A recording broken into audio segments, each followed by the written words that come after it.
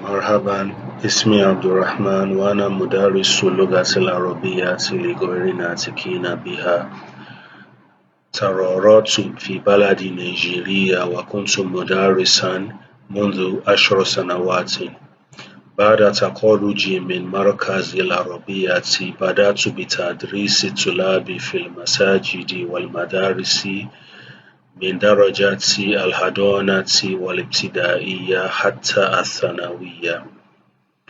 Hi everyone, my name is Abdul-Rahman.